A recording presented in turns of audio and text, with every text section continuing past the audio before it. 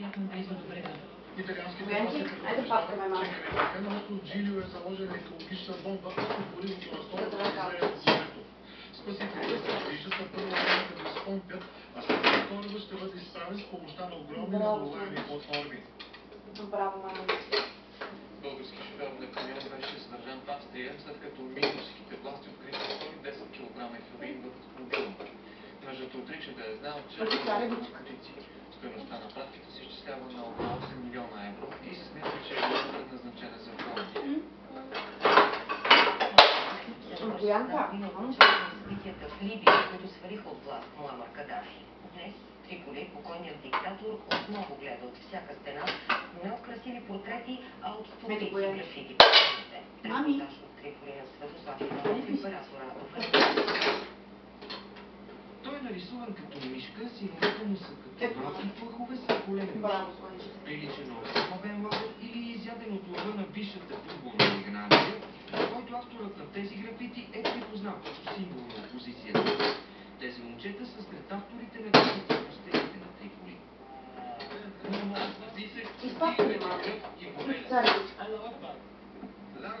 Аз написах Аллах е велик и благодарим ви преходен национален съвет.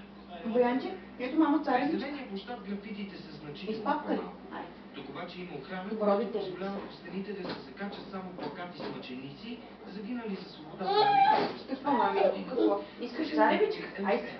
Подобни некролози.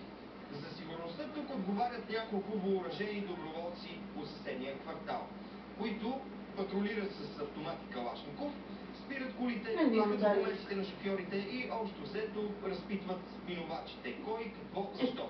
Момчетата са дружелюбни, средната им възраст е 20 години. Казват, че инциденти скоро не е имало.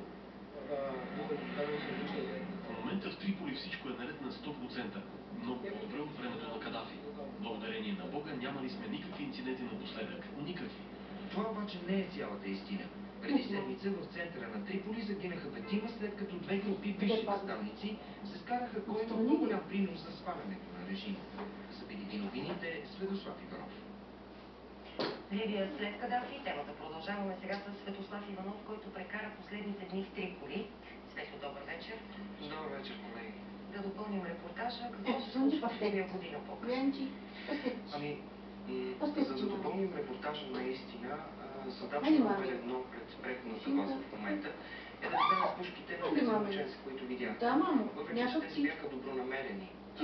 Сред тях имаше бивши полицаи, докато по кварталите има хора, които имат наистина много оръжие, което се използва за изразяване на всякакви емоции. Дали ще е радост, мъка, скандал, и така нататък. Наистина спор между различните градове, кой има най-голям принос за свалянето на режима. По отношение на оръжието у хората, сходно беше положението и в Ирак. Боянчи, айде мамо. Там няма международно. Боянчо, айде бе! Да направим едно сравнение между обществото в Либия след Кадафи и съответно обществото в Ирак след Саддам. Много интересен въпрос ми задаваш, но самия отговор се крие в твоите думи за окупацията. Според мен. Защото да не забравяме, че събитията в Либия започнаха в резултат на опозиционно възстание, което доведе външна намеса. Докато в Ирак Саддам беше свален изцяло с външна намеса. Което означава, казвам още изречение, знам, че няма че голяма част от населението на Ирак възприема външна намеса като окупация, хората в Либия възприемат свалянето тяхна лична победа. Така че беше много по-малко жертви. Благодарим ви, Светло. Още история от Либия в следващите дни в BTV новините, както и в BTV репортерите тази неделя. Благодарим ви, Светло, за това условие. Продължаваме с новини от нашата страна. Владен Младенов и Цветан Цветанов са най-харесваните министри. Това показва и проведено между 3 и 10 януари. 2/5 от анкетираните са доволни от работата на вътрешния министър. Заедно с Цветанов и Младенов, в челната тройка се нарежда и земеделският министър. Почти в средата на класацията е вице-премиерът и министър на финансите Симеон Дянков. Подкрепата на него е 20% и се увеличила с около 2 пункта.